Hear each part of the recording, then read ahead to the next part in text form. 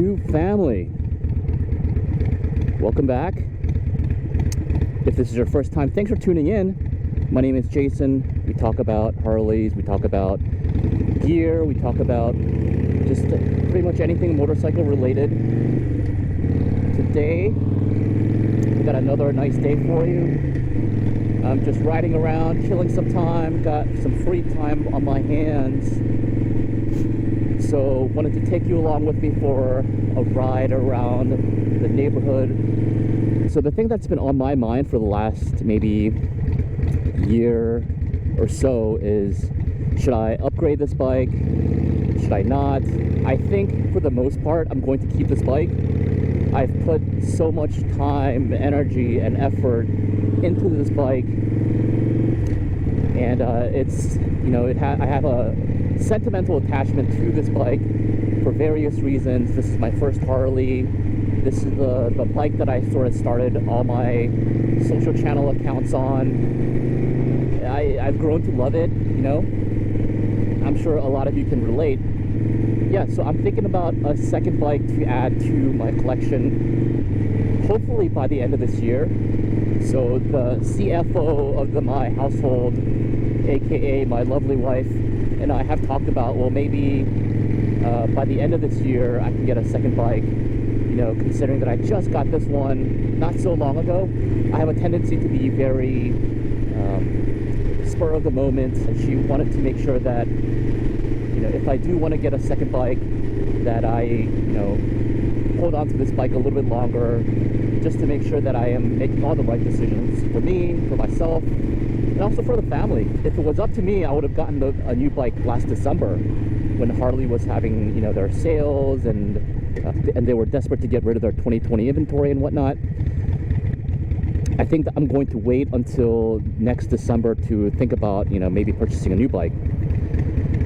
Sorry, so that's a long-winded way of me saying, yes, I want to get a second bike, and I want to bring you guys into the fold of what I've been thinking. I want to ask you guys for an opinion, or if you have thoughts on it. You can never go wrong with asking the internet for their opinion, right? Somebody help me! Before I talk about what kind of bike I want to get, maybe I should talk about why I want to get a new bike, or why I want to get a second bike. So I love the Sporty, don't get me wrong, it's great, it can do everything. The plain truth for me personally is that for longer rides, this is not an ideal bike for me. It just gets very uncomfortable. I would love a bigger frame, something that can help me do longer rides more comfortably. And the Sporty can do it by all means. It is very capable of going on the highway and all that stuff, but you have to mod it out sort of for that purpose. And I like the bike the way it is right now in terms of aesthetics, but it's really not, for me, it's not built for distance purpose. Take this road over here. So that's what I want the second bike for. I want a bike that can do a little bit more distance, cover more distance easier. I have it narrowed down to either a Dyna Street Bob, preferably somewhere around like 2012, 2013 to maybe 2017 model, and then the other one being a newer Softail Lowrider S. So I'll kind of break down what I think. The Dyna Street Bob, you know, it's a great platform. It's a Dyna platform. You can't get it anywhere else, brand new anymore. So there's that piece. It's kind of historical. It looks awesome. It sounds great. The air-cooled engines, you know, they just have a sound about them that some of the newer Harleys don't quite have. It's perfect for a club style look. And the club style also helps you, you know, with distance, with the taller fairing, two-up seat, the sissy bar, and all that stuff. I love all that stuff. I could definitely see myself going that route. It's got plenty of power for me. A 103 engine will be perfect.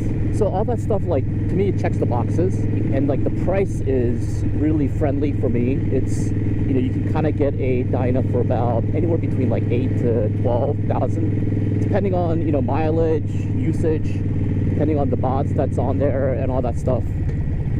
That would be ideal. Ooh, hello. what is that, a Ninja? But where I get caught up with the Dyna Street Bob, or what's kind of holding me back is, well, it's an older Harley. I've heard about the Dyna Death Wobble. A friend of mine has owned a Dyna Street Bob, and it just shakes so violently that everything rattles off eventually, even with Loctite. Obviously, it's an older technology. It's not going to be brand spanking new with the latest and greatest from Harley. Not that there's a huge difference, but you know, there's a little bit of a difference. That's kind of what's holding me back from getting a Dyna Street Bob. So now, on the other hand, you have the Lowrider S, which is, man, for me, that is like the perfect bike. It just looks like a bigger brother of the Iron 883 or the Sportster. I love the Softail platform, first of all. With that, it comes improved handling, comfort. The M8 117 engine just sounds amazing, sounds scary, but sounds really cool and something that I could grow into. Have I mentioned the aesthetics? You know, you got the dual disc brakes. The Street Bob doesn't have that, so better stopping power, more safe, etc. Yada yada yada. You also have the inverted forks. What else? Also, it just looks really good with different mods, like the pipes. It just looks awesome. I would probably put a Saddleman step-up seat. I know everyone has that. The way that it kind of creates a line from the side, it is perfect. And I would probably put the Saddleman step-up seat on the Dyna Street Bob too, but it doesn't quite have that same look. So for me, the Lowrider S, you know, kind of edges out the Street Bob in terms of looks. Power, definitely has more power than the Street Bob. More comfort, newer technology. It runs a little less hot because of the oil-cooled engine. You know, I don't need to tell you guys the virtues of the Street Bob or the Lowrider S. It is an amazing bike.